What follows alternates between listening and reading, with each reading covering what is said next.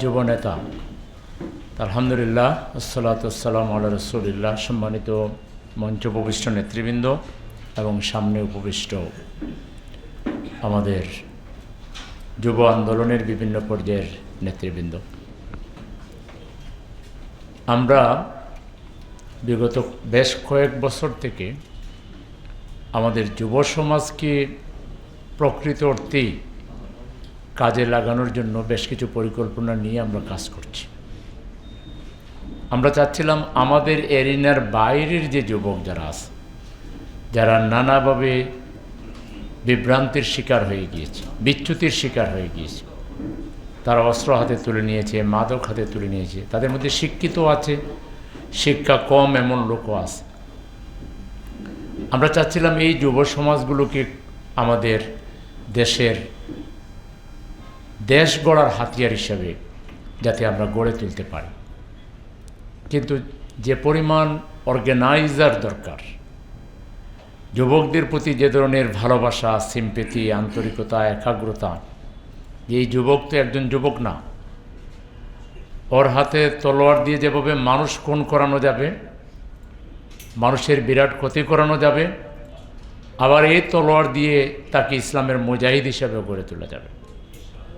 তাহলে সে যাতে মুজাহিদ হয়, সেজন্য তার সামগ্রিক দৃষ্টিভঙ্গির পরিবর্তন করা, চিন্তা চেতনার পরিবর্তন করা, এজন্য তাকে সাহচর্য দেওয়া, এজন্য ওই আড্ডাগুলোতে যাইতে পারা যেখানে মাদকের আখড়া, যেখানে নেশার আখড়া, যেখানে ওইসব কোন রাহাজানি চিন্তায় মানব জীবনকে তটস্থ করার জন্য যে জায়গাগুলো থেকে পরিকল্পনা করা হয়, ওখানেই যে আমরা বসে যাব, তাদের বন্ধু হয়ে যাব এবং তাদেরকে ওখান থেকে আস্তে আস্তে চিন্তাকে ঘুরিয়ে দেব।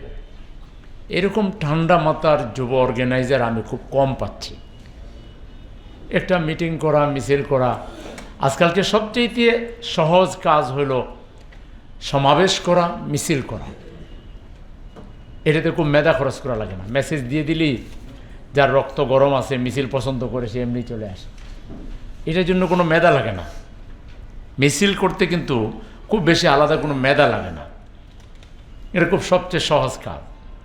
কিন্তু মদের আড্ডায় গিয়ে বসে মদও খাবো না, আবার মধুরিকে আস্তে আস্তে তার মধ্যে পরিবর্তন আনা। আমার মনে আছে এই 2000 সর্বশেষ 24 সালে যখন অ্যারেস্ট হইলাম, তো একদিন রমজান মাসে রোজা রেখে একবারে বাদ ফজর ওই যে বড় প্রিজন ব্যান্ড, যেখানে 250-300 লোক জায়গা হয়, ওখানে উঠেছে আমাকে 1 থেকে উঠেছে, তারপরে 2-এ আসছে।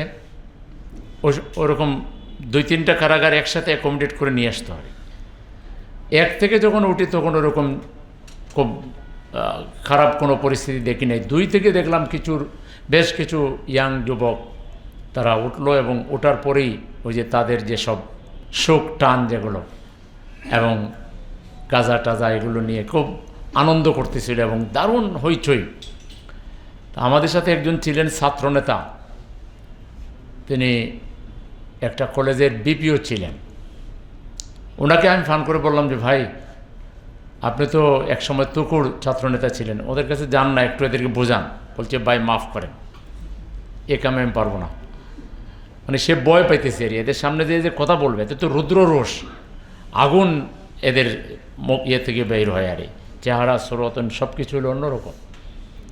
তো ওনাকে আমি একটু ঠেলাইয়া জোরে পাঠাইলাম যে আপনি যান, আমাকে দেখাইন যে এই যে একজন বড়ো ভাই উনি সালাম পাঠাইছে, উনি আপনাদের কাছে আসতে চায় যদি অনুমতি দেন।